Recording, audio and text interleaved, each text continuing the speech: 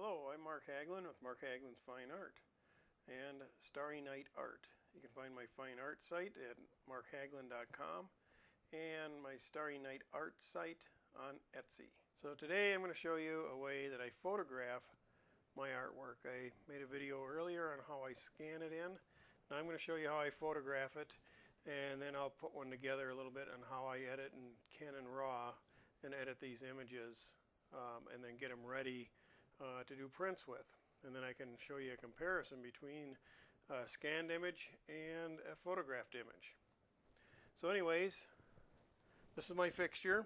I created this fixture pretty much out of scrap in the garage. It tears down. It has these two legs on here that are bolted on the side. It takes me about 5 minutes to get this thing set up.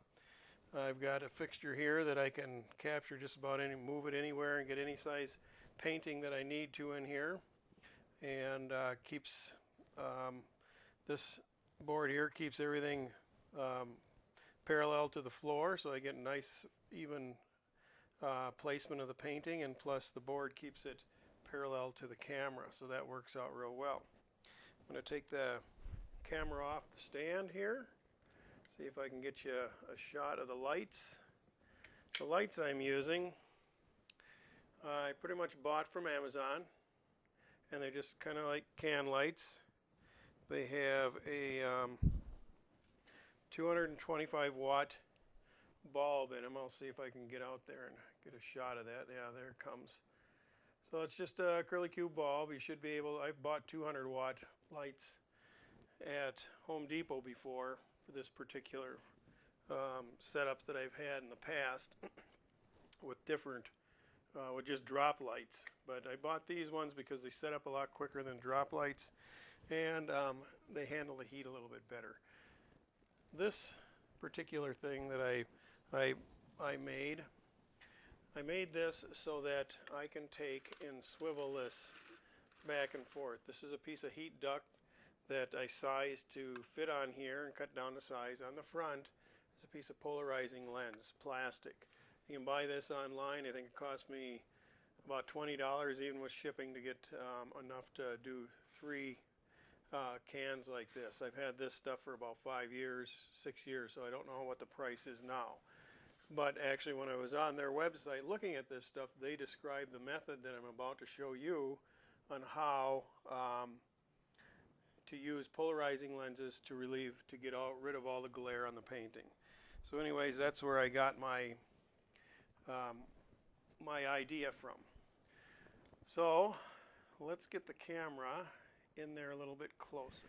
Lights really need to move.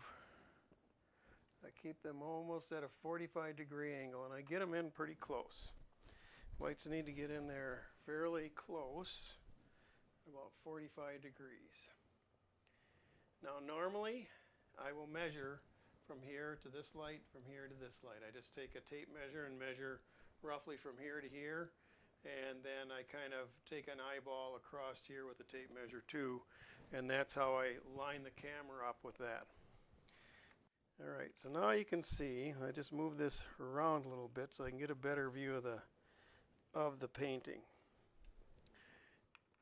And in fact, a lot of times what I do with paintings like this is I will turn them sideways.